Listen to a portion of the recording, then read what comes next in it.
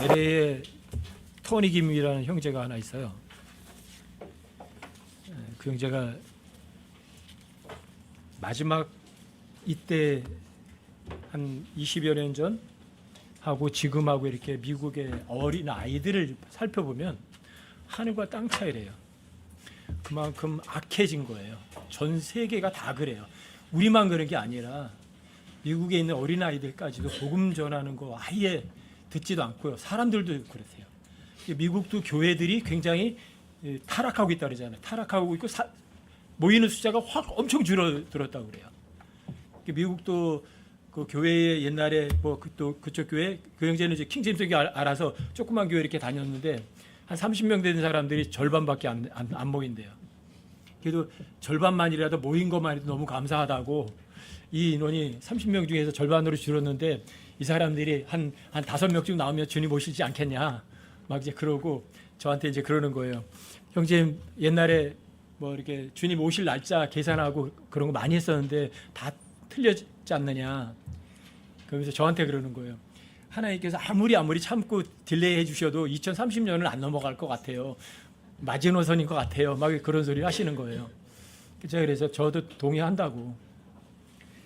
사람들이 안악해지고 또 성경도 안 읽고 전도하지도 않고 하나님의 사랑 같은 거 이렇게 뭐 전하는 사람도 없고 서로 사랑하기보다는 서로 미워하고 헐뜯고 조금 교리가 다르면 그 30명 되던 킹제임스 쓰는 사람들이 줄어서 한 15명밖에 안 모인대요. 왜요? 서로 생각이 틀리는 거예요. 난 이렇게 하는데 저 사람이 이게 틀린다고 얼굴 안 보고 이런 식으로 하는 거예요. 서로 틀려도 서로 이렇게 받아줄 수만 있다면 얼마나 좋을까. 근데 그만큼 하나님의 사랑이 식어가는 것 같아요. 주님 오시는 날이 가까이 오면 올수록 정말 믿음을 지키는 사람은 점점 줄어들 거거든요. 저는 그래요. 여러분과 제가 주님 오시는 그 순간까지 믿음을 지키고서 그 순간까지 깨어있는 사람이 되었으면 좋겠어요. 세상과 타협하지 않으면서 하나님을 붙들면서 서로 미워하고 시기하는 것보다는 서로 세워주고 사랑해주는데 모두 쏟는 그런 모습으로 저 주님 뵙기를 원해요. 아마 정말 멀지 않은 것 같아요. 전 세계적으로 다 똑같은 생각들을 하거든요. 오후에는 이제 모세 형제님 준비하신 하나님의 말씀 서로 듣도록 하겠습니다.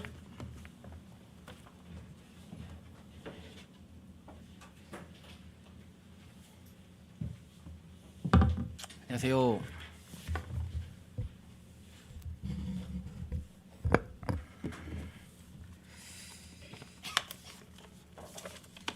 오후에 식사하시고 졸리시니까 기지개 한번 켜고 할게요. 기지개 한번 쭉 피시고. 잠 좀 깨셨나요? 안 계셨어요?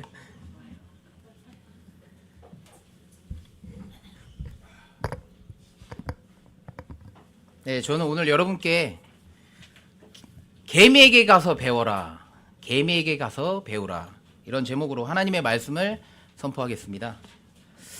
여러분 혹시 개미를 자세히 관찰해 보신 적 있으신가요? 네. 저는 오늘 여러분께 개미에 대해서 조금 말씀을 드리려고 합니다. 예전에 다들 흙이나 나무에서 무리를 지어서 다니는 개미들을 많이 보셨을 겁니다. 그리고 바닥에 혹시 음식물을 흘렸을 때 갑작스럽게 나타나는 개미들도 많이 보셨을 거예요. 저는 예전에, 지금은 아닌데 해충방제 회사에 다녀서 개미에 대해서 공부를 좀 했습니다.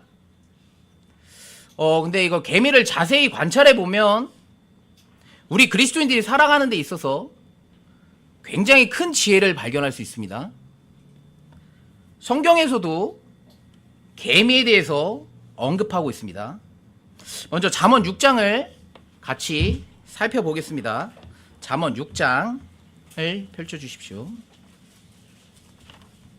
잠언 6장 6절에서 11절까지입니다. 잠언 6장 6절에서 11절 제가 읽겠습니다. 너 게으른 자야, 개미에게 가서 개미의 길들을 깊이 살펴보고 지혜로운 자가 되라. 개미는 인도자도 없고 감독도 없고 치리자도 없지만 여름에 자기의 먹을 것을 예비하며 수확 때에 자기 양식을 모으느니라. 오 게으른 자야, 내가 어느 때까지 자려느냐? 내가 어느 때에 잠에서 일어나려느냐? 좀 더 자자, 좀 더 졸자, 손을 모으고 좀 더 자자 하고 말하면 내 빈궁이 여행자같이 내 궁핍이 무장한 자같이 오리라. 여러분들은 이 구절들을 읽고 무엇을 느끼십니까? 개미는 성경에서 매우 부지런한 존재로 표현됩니다.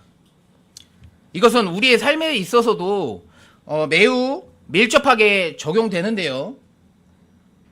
개미는 미래에 있을, 즉 겨울이죠, 어려움을 현재 여름입니다. 에 미리 대비하는 존재입니다.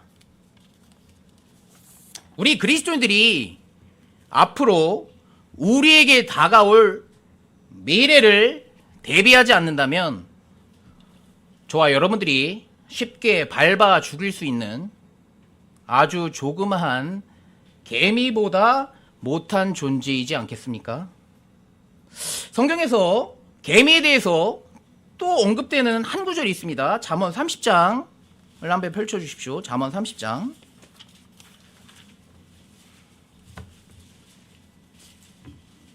잠언 30장 24절 25절입니다. 땅 위에서 작지만 지혜가 뛰어난 것 4가지가 있나니, 그중 하나를 언급하고 계시네요. 곧 강하지 않은 백성이지만 여름에 먹을 것을 예비하는 개미와, 개미는 서로에게 명령하지 않고 스스로 분업하여 자기가 맡은 임무에 충실합니다. 개미는 군집 생활을 합니다. 개미는 각자에게 맡겨진 임무가 있습니다. 우선 여왕개미는 번식을 위해서만 살아갑니다. 그리고 숫개미는 일은 전혀 하지 않고요, 집에서 놀기만 합니다. 숫개미는 여왕개미와 짝짓기를 위해 번식을 위해서만 살아갑니다. 반면 일개미는 암컷인데요, 암컷이지만 침입자로부터 집을 보호하기 위해 보초도 섭니다. 정찰도 나갑니다. 식량을 수집하고 식량도 운반합니다. 또한 개미알과 개미 새끼들도 극진히 돌보는 게 바로 이 암컷 일개미입니다. 이러한 모습들은, 이런 일개미들의 모습들은 잠언 31장에 나오는 현숙한 여인이 떠오르게 됩니다. 그런데 이렇게 부지런한 일개미 중에서도 약 20에서 30%의 일개미만 또 열심히 일하고, 나머지 70에서 80%의 일개미들은 또 아무 일도 하지 않고 그저 놀고만 있다고 합니다. 모두가 현숙한 여인이겠습니까? 그리고 이러한 무엇인가 열심을 내는 일개미들의 모습도 우리의 모습과 조금 닮은 점이 있지 않습니까? 저와 여러분은 삶에서 주님을 위해 무언가를 하고 계십니까? 아니면 자신을 위해 무언가를 하고 계십니까? 우리 그리스도인들 중 소수의 사람들만 주님을 위해 무언가를 하고 있지 않습니까? 교회에 다닌다고는 하지만, 예수를 믿는다고 하지만 성경도 읽지 않습니다. 기도로 주님과 매일 교제하지도 않습니다. 복음도 전하지 않고 형제 자매들끼리 서로 다투고 서로 말로 서로를 실족시킵니다. 서로 사랑하는 모습도 보이지 않습니다. 성경을 많이 알아도 지체들끼리 육신적으로 다툰다면 영적으로는 아직 어린 지체입니다. 장성한 지체는 자신이 비록 어린아이는 아니지만 어린아이처럼 됩니다. 장성한 성숙한 지체는 먼저 양보하고 내가 손해보고 모두를 사랑으로 품어줍니다. 어린아이는 자기를 먼저 생각합니다. 자기의 유익만 구하고 남을 배려하는 모습은 볼 수 없습니다. 교회에 다닌다고는 하지만 예수를 믿는다고는 하지만 일상에서 주 하나님을 전적으로 신뢰하지 않고 세상에서는 사람들을 신뢰하고요. 교회에서는 목사들을 신뢰합니다. 우리의 남은 인생을 주님을 위해 살아가지 않습니다. 대부분의 사람들이 자기 자신의 욕망을 위해서 살아가고 있지 않습니까? 불행하게도 모든 숫개미가요, 짝짓기에 성공하는 것은 아닙니다. 숫개미와 여왕개미는 짝짓기를 할 때 둘이 날아서 공중에 날아다니면서 짝짓기를 합니다. 이것을 이제 결혼비행이라고 하거든요. 결혼비행. 이 결혼비행을 숫개미들이 무조건 성공하는 것은 아닙니다. 결혼비행에 실패한 숫개미는 밑으로 떨어져서 떠돌아다니다가 천적에게 먹혀 죽거나 일생에서 한 번도 일을 해본 적이 없기 때문에 먹이도 혼자 구하지 못해서 굶어 죽게 됩니다. 그리고 만약에 숫개미가 운이 좋아서 집으로 돌아가도 그 문을 지키는 개미, 일개미가 집으로 받아들여 주지도 않습니다. 인생에서 여러분, 처음도 중요하지만 마지막이, 끝맺음이 더 중요합니다. 결혼 비행에 실패한 것은 마치 곧 앞으로 있을 어린 양의 혼인식, 어린 양의 혼인잔치에 참여하지 못하는 것과 같습니다. 살아있을 동안에 주 예수 그리스도를 유일한 구원자로 영접하지 않아서 어린 양의 혼인잔치에 참석하지 못하는 불행한 일이 없기를 바랍니다. 인생을 빈둥거려서 마지막이 초라하고 비참한 숫개미와 같은 삶을 사시겠습니까? 개미 중에 입군개미라고 있습니다. 입군개미. 입군개미는 식물의 잎사귀를 수확해서 버섯 농사를 짓습니다. 이게 농사 짓는 개미입니다. 개미는 또한 사람으로 따지면 목축업도 합니다. 사람은 소, 돼지, 닭 등을 기르죠. 근데 개미는 진딧물을 기릅니다. 진딧물이 어떤 식물의 수액을 빨아먹습니다. 그래서 그 내뿜는 달콤한 액체가 있는데요. 그 액체를 개미가 섭취하기 위해서입니다. 이 액체는 개미에게 영양소가 되고 개미는 이 액체를 무척 좋아합니다. 진딧물이 내뿜는 그런 어떤 달콤하고 끈적끈적한 이런 물질은 달콤한 냄새를 풍기기 때문에 다른 포식자의 표적이 되기 쉽습니다. 근데 그 개미가 그 단물을 진딧물에게서 받아서 먹고 그 대가로 진딧물을 침입자로부터 보호해 줍니다. 서로 도움을 주는 관계입니다. 서로에게 부족한 부분을 채워주는 관계입니다. 생각해 보시죠. 우리는 평소에 개미처럼 부지런한가요? 아니면 우리는 개미처럼 우리 지체들끼리 서로의 부족함을 채워주고 서로에게 도움을 주고 있습니까? 개미는 또한 동료들에게 아낌없이 나누어주는 존재입니다. 개미는 위장이 2개입니다. 하나의 위장은 자신이 먹은 음식물을 소화하기 위해 존재하는 위장 하나가 있고요. 또 하나의 위장은 영양분을 비축해서 자연재해가 왔을 때나 어려움이 왔을 때, 그리고 굶주린 동료 개미들에게 영양분을 공급해주는 역할을 합니다.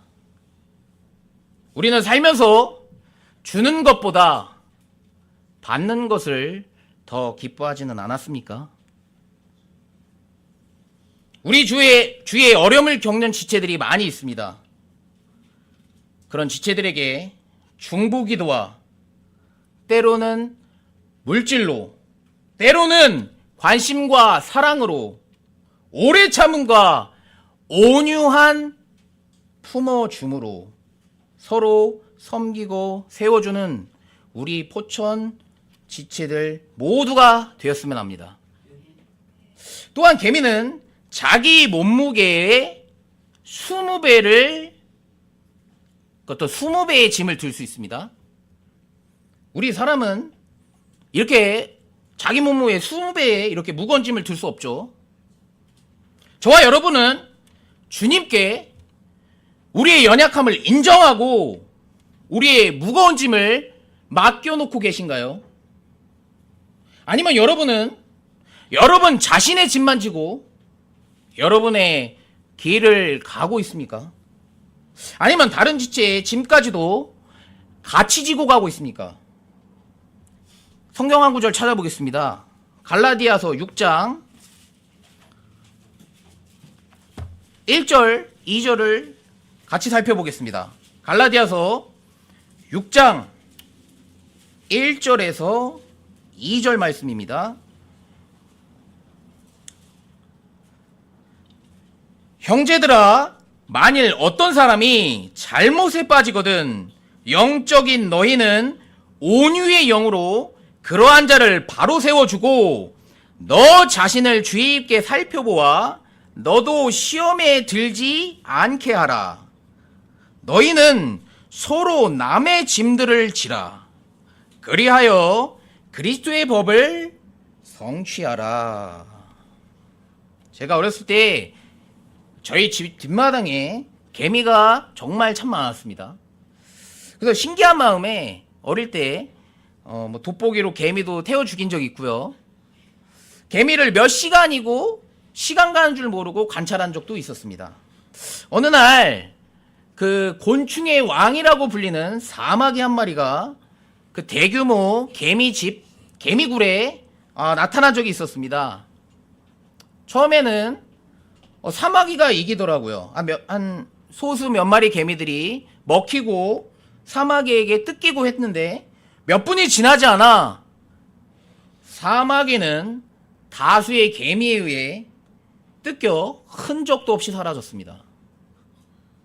개미는 다른 침략자들이 자신의 주거지로 침입하면 전투에 능합니다. 처음에는 소수의 개미만 전투에 참여합니다. 그런데 이후에 경고와 위험을 나타내는 페로몬이라는 물질을 뿌려서 동료 군사들을 자신에게로 부릅니다. 그리고 무리지어 적을 공격해서 결국 전투에서 승리하게 됩니다. 우리 혼자 신앙생활을 하면 온 세상을 속이는 자, 우리의 대적 마귀를 이길 수 없을 것입니다. 우리도 십자가의 죽음을 두려움 없이 기쁨으로 걸어가신 주님을 최선봉장으로 두시고 예수 그리스도의 좋은 군사로서 고난을 견디며 주님만 신뢰하여 우리 형제 자매들과 함께 영적인 전투를 해 나가시는 것이 어떻겠습니까? 또한 개미는 전투를 하게 될 때 가장 나이 많은 개미가 앞장서서 전투에 참여합니다. 가장 전투 선봉에 섭니다. 이것은 육신의 나이가 아니라 이것은 우리의 신앙생활에서 영적으로 성숙한 지체가 먼저 모든 일에 솔선수범하고 삶에서 벌어지는 영적 전투에 앞장서서 싸워 좋은 본을 보이는 것을 나타낸다 할 수 있습니다. 전도서 4장을 같이 살펴보겠습니다. 전도서 4장.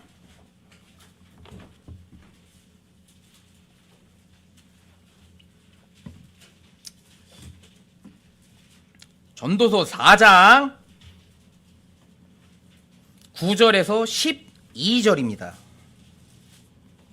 전도서 4장 9절에서 12절 말씀. 두 사람이 한 사람보다 나음은 그들이 자기들의 수고로 인해 좋은 보상을 받기 때문이라. 혹시 그들이 넘어지면 한 사람이 자기 동료를 일으켜 세우겠지만 홀로 있는 자는 넘어질 때 화가 있으리니 이는 그를 도와서 일으킬 다른 자가 그에게 없기 때문이라.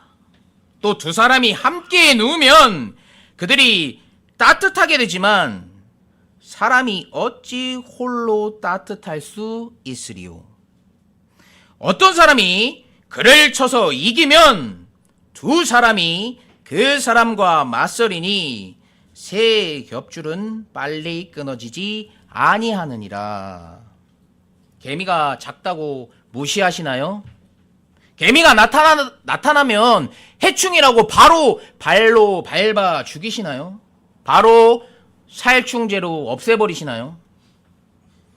개미에게 가서 겸손히 지혜를 얻으십시오.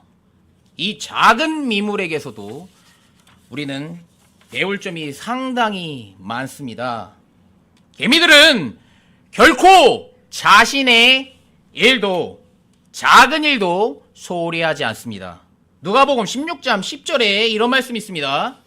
가장 적은 것에 신실한 자는 또한 많은 것에 신실하고 가장 적은 것에 불의한 자는 또한 많은 것에 불리하니라. 여러분 혹시 나무늘보를 보신 적 있으신가요? 나무늘보. 저는 나무늘보를 서울 대공원 동물원에서 본 적이 있습니다. 이 나무늘보의 영어 이름의 뜻이 참 재미있습니다. 이 나무늘보의 영어 이름의 뜻이 혹시 무엇인지 아십니까? 스펠링으로는 SLOTH,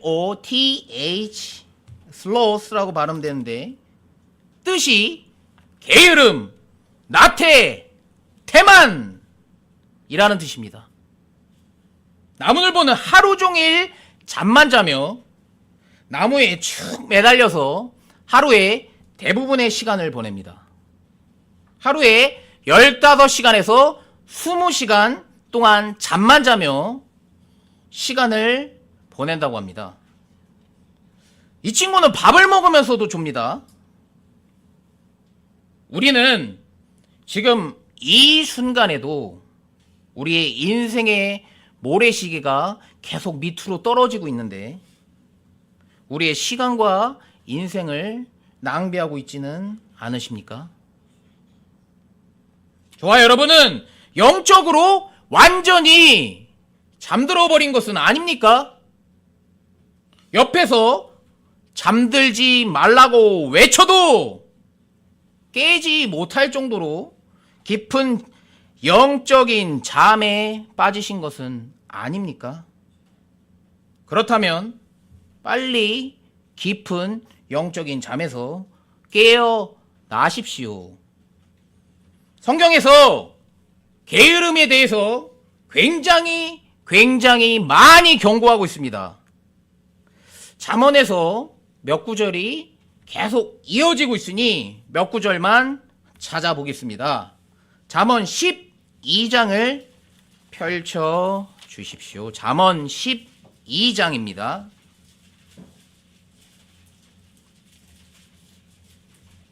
잠언 12장 24절 좀 같이 보겠습니다. 잠언 12장 24절. 부지런한 자들의 손은 다스릴 것이나 게으른 자는 공세를 바치리라. 27절. 게으른 사람은 자기가 사냥해서 잡은 것을 굽지 아니하지만 부지런한 사람의 재산은 귀중하니라. 13장 4절. 게으른 자의 혼은 원하여도 아무것도 소유하지 못하나 부지런한 자들의 혼은 기름지게 되리라. 15장 19절도 같이 보겠습니다. 15장 19절. 15장 19절. 게으른 자의 길은 가시나무 울타리 같으나 의로운 자들의 길은 평탄하게 되느니라. 18장 9절도 보겠습니다. 18장 9절. 자기 일을 게을리하는 자는 또한 크게 탕진하는 자와 형제니라. 19장 15절도 보겠습니다. 19장 15절. 게으름은 깊은 잠에 빠지게 하나니 빈둥거리는 혼은 굶주림을 당하리라. 마지막으로 20장 4절을 보겠습니다. 게으른 자는 춥다고 밭을 갈지 아니하리니 그러므로 그는 수확대에 구걸할지라도 아무것도 얻지 못하리라. 우리 인생은 매우 짧습니다. 우리 중에 누가 내일을 자랑할 수 있겠습니까?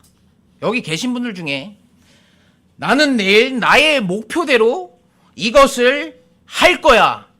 내 인생은 앞으로 내가 목표를 세운 대로 이렇게 그렇게 될 거야. 이렇게 얘기할 수 있겠습니까? 야고보서 4장 14절. 내일 있을 일을 너희가 알지 못하느니라. 너희 생명이 무엇이냐?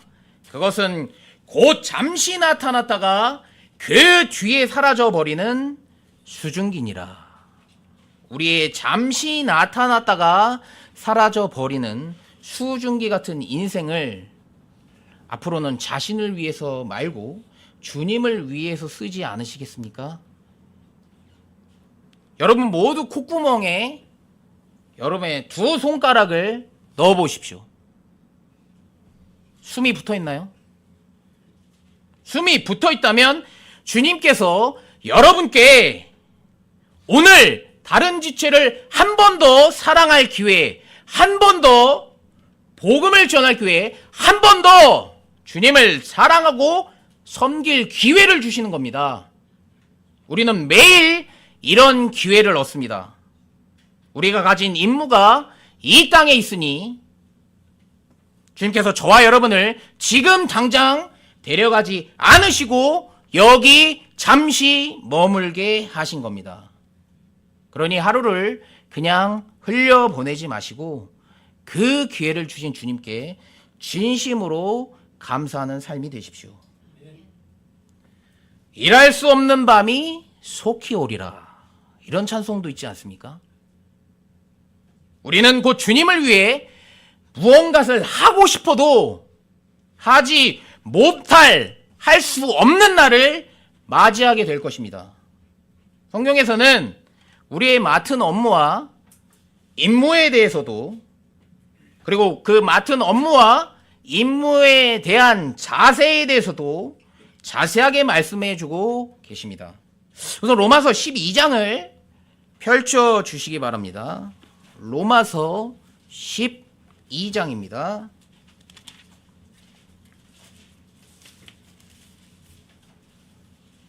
로마서 12장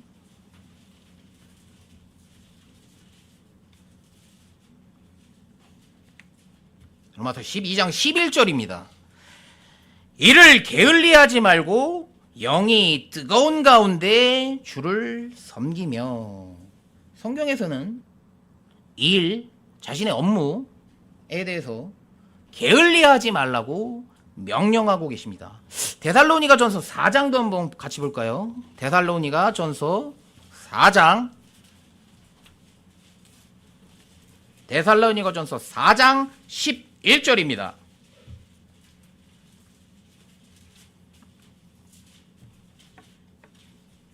데살로니가전서 4장 11절.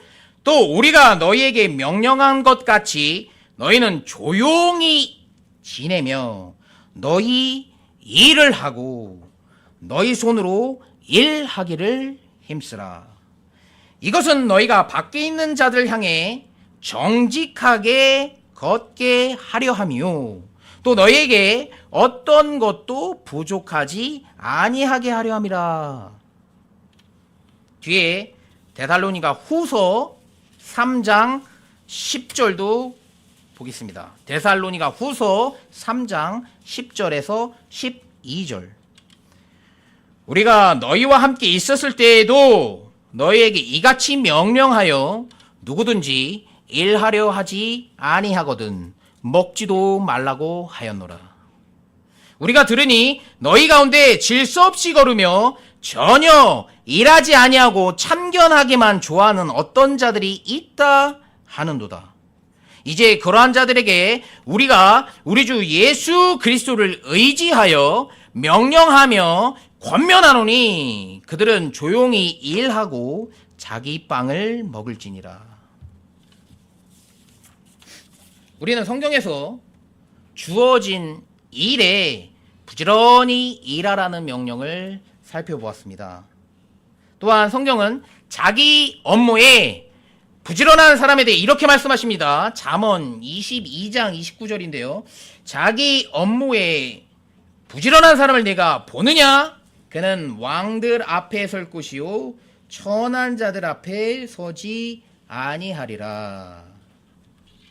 그럼 어떻게 일하는 것이 우리가 지혜롭게 일하는 것일까요? 골로새서 3장을 펼쳐 주시겠습니까? 골로새서 3장. 여기 이제 주인과 종에 대해서 나오지만 이것은 우리에게 영적으로 적용할 수 있습니다. 골로새서 3장 22절에서 25절. 골로새서 3장 22절. 종들아, 육체에 따라 너희 주인인 자들에게 모든 일에 순종하되 사람들을 기쁘게 하는 자들 같이 눈으로 볼 때만 섬기지 말고 하나님을 두려워하면서 단인한 마음으로 하라. 또 너희가 무슨 일을 하든지 마음을 다해 주께 하듯 하고 사람들에게 하듯 하지 말라. 너희가 상속 유업의 보상을 주께 받을 줄 아나니 너희는 주 그리스도를 섬기느니라. 그러나 부당하게 행하는 자는 자기가 행한 부당한 일로 인해 보응을 받으리니 이 일에는 사람들을 외모로 판단함이 없느니라. 여기서 우리는 이 구절들을 영적으로 우리에게 적용할 수 있습니다. 성경에서 종은 섬기는 자를 나타냅니다. 직장에 다니시는 분들이 많죠? 직장에 다니시는 분들의 주인은 누구죠? 그 주인은 회사 사장님입니다. 그러므로 직장에 다니시는 분들은 직장에서 급여를 받기 때문에 회사 사장님의 시간을 도둑질하면 안 됩니다. 그 시간에, 근무 시간에 코인과 주식을 하거나 사장님이 보지 않는 곳에서 놀거나 딴짓을 하거나 잠을 자거나 하면 우리는 우리를 고용한 고용주의 시간을 도둑질하는 도둑이 되는 것입니다. 그리고 더 중요한 게 뭔지 아십니까? 더 중요한 것은 이 시간의 최종적 주인은 바로 하나님입니다. 하나님의 시간을 도둑질 하시겠습니까? 우리는 무슨 일을 하든지 주님께 하듯 그렇게 정성스럽게 최선을 다해서 일을 해야 합니다. 맡겨진 업무를 귀찮다고 힘들다고 어렵다고 대충대충 하는 것은 우리 그리스도인들이 우리 주님의 자녀인 우리가 우리의 삶에서 예수 그리스도의 향기를 전혀 다른 사람들에게 나타낼 수 없습니다. 그리고 이렇게 소홀하게 일하면 다른 사람에게 복음도 전할 수 없습니다. 하나님의 전용 CCTV로 지금도 여러분과 저를 지켜보고 계신다는 사실을 잊지 마십시오. 그렇게 생각하며 살면 하나님을 두려워하지 않을 수 없습니다. 우리는 늘 주님을 두려워하며 살 것입니다. 게으름은 뚜렷한 목표가 없고 길을 잃었기 때문에 발생합니다. 인생의 방향과 길을 잃으셨습니까? 그럼 유일한 길이요 진리요 생명이신 주 예수 그리스도 앞으로 나오십시오. 그 유일한 길로 주인과 함께 걸어가십시오. 우리가 걸어가야 할 유일한 길은 오직 주 예수 그리스도뿐입니다. 저와 여러분의 인생의 목표와 방향은 여러분이 동의하지 않으실지라도 그리스도의 심판석입니다. 우리는 미래에 반드시 거기에 서야 합니다. 그것은 피할 수 없습니다. 그러므로 이 세상 삶을 사는 동안에 우리에게 앞으로 심판이 있음을 늘 기억하시고 그리스도의 심판석에 대한 두려움을 갖고 사십시오. 거기서는 저와 여러분들이 이 땅에서 행한 모든 것들이 낱낱이 드러나게 될 것입니다. 우리는 매일 샤워를 합니다. 얼굴을 씻고 머리를 감습니다. 저와 여러분들의 몸은 매일 이렇게 깨끗하게 씻으면서 저와 여러분들의 주홍같이 짙는 붉은 죄들은 주님께 자백하여 매일 씻고 계십니까? 주 예수 그리스도의 전적인 은혜로 십자가에서 저와 여러분들의 모든 죄가 다 씻겼고 용서됐습니다. 하지만 우리는 죄의 육신을 입고 있기 때문에 죄들을 짓습니다. 그 죄들을 매일 예수 그리스도의 피를 의지해서 주님께 자백해서 씻고 있으십니까? 출애굽기 8장에서 하나님께서 이집트에 두 번째 재앙인 개구리로 재앙을 내리셨습니다. 그 이후에 모세가 파라오에게 이렇게 말합니다. 내가 언제 왕과 왕의 신하들과 왕의 백성을 위해 간구하여 왕과 왕의 집에서 그 개구리들을 멸함으로써 그것들이 강에만 남아있게 하리이까? 이렇게 모세가 파라오에게 물어보았을 때 파라오는 모세에게 뭐라고 대답했습니까? 예, 내일이니라. 이렇게 대답했습니다. 저와 여러분도 내일까지 개구리와 함께 침실에서 보내시겠습니까? 우리에게 내일은 없습니다. 그리스도인들은 오늘만 사는 사람입니다. 오늘 할 일을 내일로 미루지 마십시오. 영적으로 완전히 잠들어 버리셨나요? 정신을 차리고 깨어 있으십시오. 베드로전서 5장 8절을 같이 살펴보겠습니다. 베드로전서 5장 8절입니다.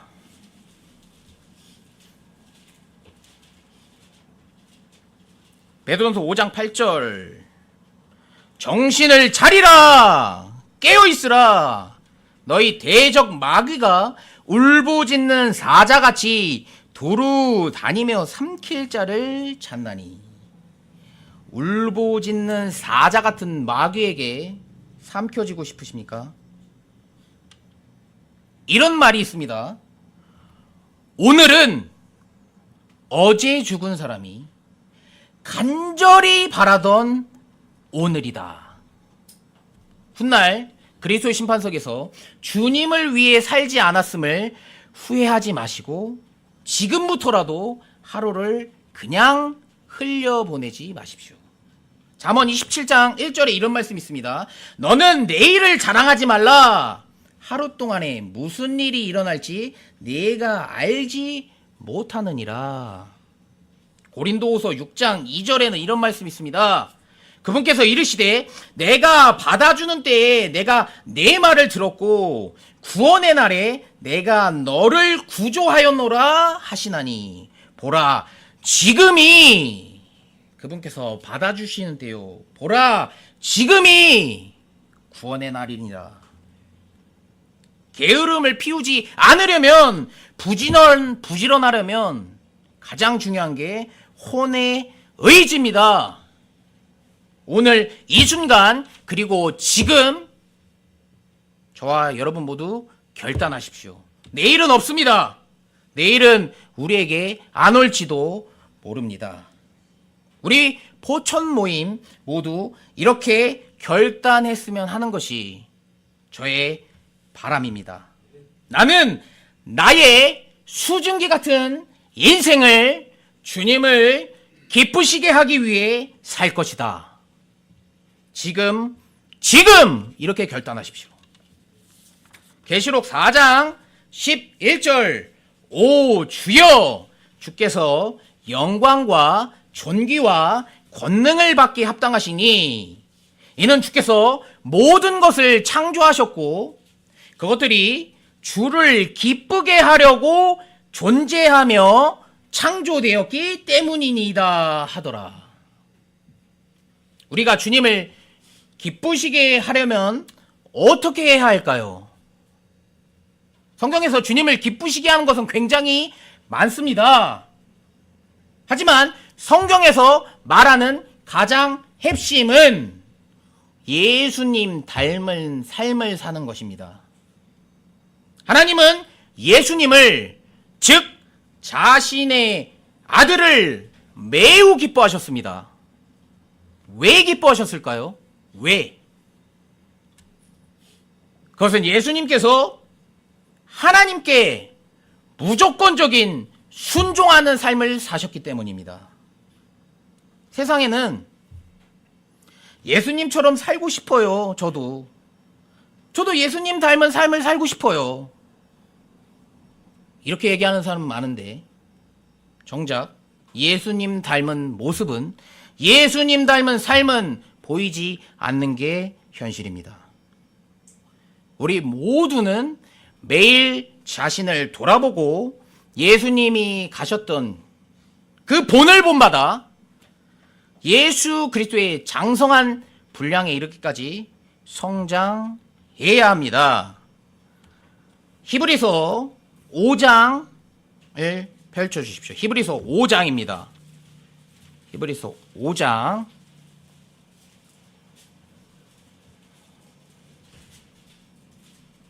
히브리서 5장 12절을 살펴보겠습니다.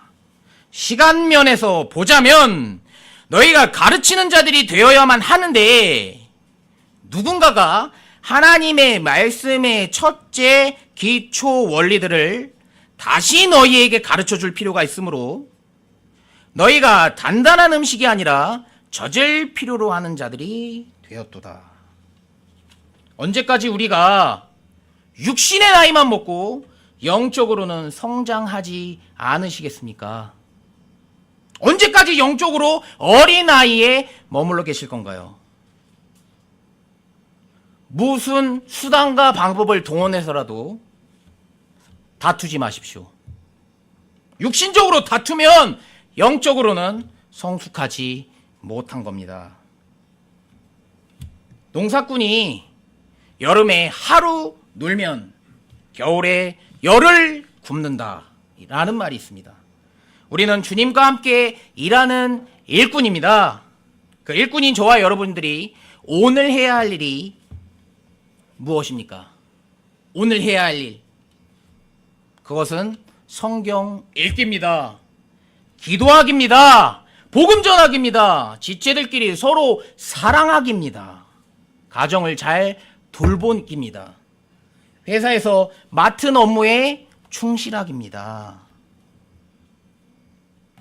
마지막으로 이것이 저와 여러분들의 기도가 되었으면 하고 설교를 마치겠습니다. 오늘 할 일을 내일로 미루지 말고 영이 뜨거운 가운데 주를 섬기며 영적으로 잠들지 않고 늘 정신을 차리고 깨어 있으며 앞으로 우리 앞에 나타날 영광을 인내로 기다리며 그리스도의 심판석을 두려움으로 준비하며 하늘 아래에서 부지런히 땅을 경작하여 하늘 위에서 풍성하게 거두는 우리 모두가 되길, 과거에도 계셨고 지금도 살아계신, 그리고 곧 다시 오실 우리 주 예수 그리스도의 이름으로 저와 여러분께 간곡하게 부탁드립니다.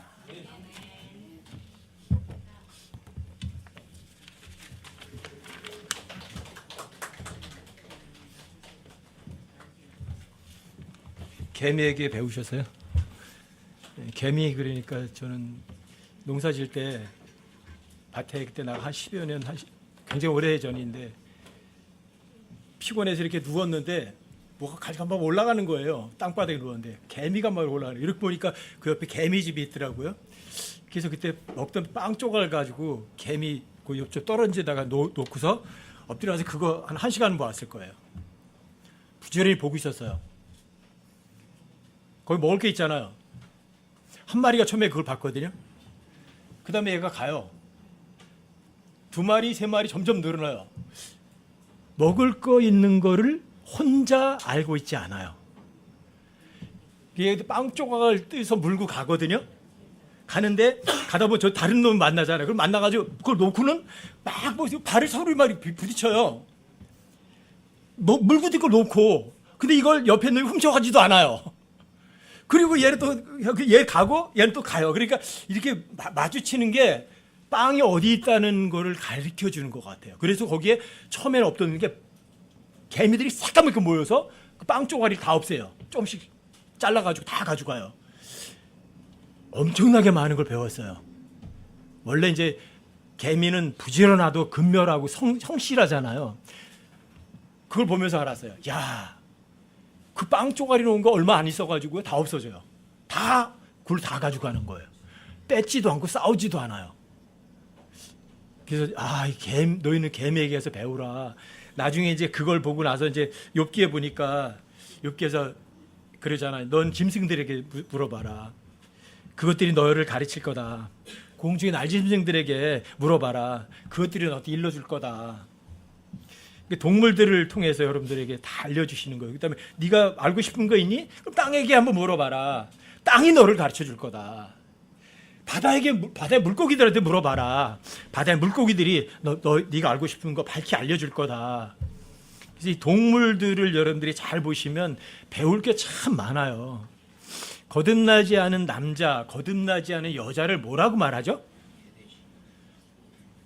개를 거듭나지 않은 남자에 비유하고 돼지를 거듭나지 않은 여자에 비유를 해요. 동물에서 배우는 거예요. 왜 그 거듭나지 않은 남자처럼 살지 말아야 돼요? 개는 더러운 걸 먹었다가 토하죠? 토하고 좀 있으면 또 자기 토한 걸 먹어요. 아니 그 토한 거잖아요. 못 먹는다고. 근데 다시 먹어요. 이게 개예요. 한번 못된 짓 했거든요. 그냥 그만둬야지. 또 가서 해요. 이게 거듭나지 않은 남자들이에요. 돼지는 어때요? 너 좀 깨끗하더라고. 물 가서 깨끗이 씻겨놨더니 씻겨놓자마자 가서 그냥 똥통에 다 뒤물러 버려요. 이게 여자들이에요. 구원받지 않은 여자들. 그래서 하나님께서는 이런 개미나 이런 동물들을 통해서 여러분들과 저에게 여러 번 배우게 하시는 거죠. 여러분들 정말 개미에게서 배우셔야 돼요. 개미는 결코 자, 여름에 양식을 모을 때 겨울을 위해서 준비하는 게 겜이거든요. 여러분들과 제가 그리스도 심판석 앞에 가서 그때 하나님께 칭찬받을 게 뭔가 있어야 돼요. 지금 여름에 일할 수 있을 때 부지런히 모으셔야 돼요. 복음 전하시고 성경 읽으시고 여러분들이 베풀으시고 베풀어서 계속 곳간에 쌓는 거예요. 그게 여러분들 쌓는 거예요.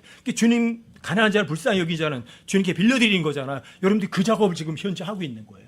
동물에게서 배우세요. 예수님을 뭐라 그래요? 세상 죄를 제거하는 하나님의 어린 양새끼 양. 양은 죄인의 모형이거든요. 예수님을 뭐라고 해도 사자를 살자. 유다 지파의 사자. 근데 예수님 닮은 또 사자가 또 하나 있어. 울부짖는 사자. 아까 베드로서 5장 8절에 나왔잖아요. 울부짖는 사자. 울부짖는 사자는 여러분들이 잠언 28장 15절을 보면 그 울부짖는 사자가 적그리스도예요. 적그리스도가 나중에 예수님처럼 이 세상을 3년 반 동안 통치할 거예요. 울부짖는 사자로. 동물에게서 배우셔야죠. 하나님의 군대도 있죠. 하나님의 군대는 하나님께서 자신의 군대를 갖다가 요에서 2장에서도 보면 자신의 군대를 메뚜기다, 자벌레다, 뭐 털벌레다, 뭐 쐐기벌레다 이런 것들이 자신의 군대래요. 그래서 털벌레가 먹은 것을 자벌레가 먹고 자벌레가 남긴 거를 뭐 쐐기벌레가 먹고 쐐기벌레가 먹고 뭐가 먹는다고. 그게 하나님의 군대래요. 하나님께서 곤충들까지도 자신의 군대로 사용하세요. 하나님께서는 날씨나 모든 것들을 또 다 하나님께 자신의 도구로 전쟁 도구로 사용하세요. 날씨 이상한 날씨가 있는 것도 마찬가지죠. 사람들의 심성이 악해지고 나빠지니까 하나님께서 이 날씨를 가지고 그 심성 나쁜 사람들에게 혼을 내시는 거예요. 하나님의 도구거든요. 가장 여러분들이 깨어 있어야 될 거는 죄 안 짓는 거예요. 죄 안 짓는 거. 아까 오전에도 잠깐 여러분들이 죄에 대해서 말씀을 드렸지만 여러분들과 제가 죄를 지어도 아니 로마서 6장 2절에서 뭐라 그래요? 로마서 6장 1절에서 죄를 지어도 된다는 말이냐? 뭐라고 말해요? God forbid. 하나님께서 그 말씀입니다. 15절에서 뭐라고 그래요? 똑같아요. 죄를 지어도 된다는 말이냐? 아니 God forbid. 절대로예요. 그럼 여러분들과 저는 죄를 지으려 허락받은 거예요? 허락받지 않은 거예요? 허락받지 않은 거예요. 그래서 여러분들과 선한 행위를 하도록 창조하신 거예요. 선한 행위는 하나님이 하시는 행위거든요. 여러분들이 꼭 기억하세요. 죄의 형벌은 예수님이 다 받으셨어요. 하지만 지금 여러분들이 죄의 권능과 싸워서 이겨야만 돼요. 자, 이길 수 있어요? 못 이겨요. 절대로 이겨요. 그러니까 여러분들과 제가 구원받았다면 주님 오실 때까지 한 번도 죄 안 짓고 살 수 있어요. 그 능력 우리한테 주신 거예요. 하지만 여러분들과 제가 그 죄의 권능과 싸워서 패배한다고 해서 여러분들 지옥에 보내진 않아요. 왜요? 죄의 형벌은 지옥에 가는 거는 그거 구원이거든요. 구원은 몇 번이에요? 딱 한 번이에요. 아셨어요? 하지만 죄하고 싸우는 거는 반복적이에요. 반복적. 이거는 지옥과 상관이 없어요. 여러분들에게 자 보상이 없는 거예요. 여러분들이 죄와 싸워서 지시면. 아시겠죠? 죄를 지을 수밖에 없다고 합리화하지 마세요. 거짓말이에요. 여러분들과 제가 죄 절대로 안 질 수도 있어요. 그렇게 만들어 놓으셨어요. 예수님께서 십자가에서 다 이기셨어요.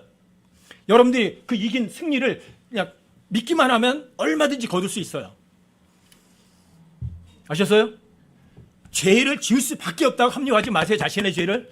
여러분들과 제가 죄를 지어도 된다는 말이냐? 결코 그럴 수 없어요. 그런데 죄를 지어요. 그럼 여러분들과 제가 할 건 이거예요. 죄송합니다, 하나님. 잘못했습니다. 죄 안 짓겠습니다. 그러는 거예요. 아시겠어요? 죄는 합리화하지 마세요. 죄의 권능과 싸워서 이기는 거는 보상과 연관되어 있지 구원과 연관되어 있는 게 아니에요. 아시겠죠? 만약에 구원이 여러분들이 죄 안 짓는 것과 구원과 연관을 시키면 뭐 어떻게 되느냐 하면 하나님의 은혜라는 단어는 폐기 처분이에요. 아시겠어요? 구원은 여러분들과 제가 착한 일 한 거는 한 가지도 안 들어가요. 전혀. 100% 예수님께서 이루신 것이 구원이에요. 아시겠죠? 죄로부터 구원 받으셨어요. 죄 형벌로부터. 죄의 권능과 싸워서 이기셔야 돼요. 아시겠죠? 로마서에서 보면 여러분들과 저는요. 죽은 자예요. 죽은 자. 갈라디아 2장 20절에 의하면 여러분들과 제가 어떻게 됐다고요? 그리스도는 십자가에 죽어 있다고 그러죠. 근데 로마서에 보면 죽었다는 게 꽤 많이 나와요. 로마서 6장 2절에 보시면 죄에 대해서 여러분들과 제가 죽었대요. 뭐라고요? 여러분들과 죄에 대해서 이미 죽었어요. 로마서 6장 6절에 보면 2절 말고 6절에 가보면 여러분과 제 옛사람이 이미 십자가에 못 박혀 죽었대요. 옛사람이 뭐예요? 거듭나기 전에 죄에 속한 몸이죠? 죽었대요. 그러면 죽은 몸이 죄 질 수 있어요? 못 져요. 하지만 여러분들이 하나님의 말씀을 안 믿으면 이 죽었던 몸뚱어리가 십자가 못 박혀서 팔락 떠 내려와서 죄를 열심히 져요. 아셨어요? 한 번도 안 지을 수도 있다고요. 여러분들과 제가. 아셨어요? 그 다음에 로마서 7장 4절에 의하면 여러분들과 제가 법에 대해서 죽었대요. 자, 법에 대해 죽었다는 얘기는 죽은 사람들에게 법이 효력이 있어요, 없어요? 착하게 살아라? 착하게 못 살았네? 근데 죽은 사람한테는 그 처벌 안 해요. 여러분과 저는 이미 법에 대해서도 이미 죽은 사람들이거든요. 그 다음에 여러분들과 저는 갈라디아 6장 14절 말씀에 의하면 세상에 대해서 내가 죽어 있다고 그러고요. 또 세상에 대해서 내가 또 죽어 있는 거예요. 그러니까 세상이 나를 이용 못해 먹어요. 아시겠죠? 그리스도인들이 이미 죽은 사람들이에요. 죄에 대해서도 죽었고 옛사람에 대해서 죽었고 또 여러분들과 어떤 법에 대해서도 죽었고 세상에 대해서도 이미 죽은 사람들이에요. 아시겠죠? 하지만 여러분들 죄의 육신을 여러분들이 받아들이면 여러분들이 죄에 빠져요, 안 빠져요? 죄에 빠져요.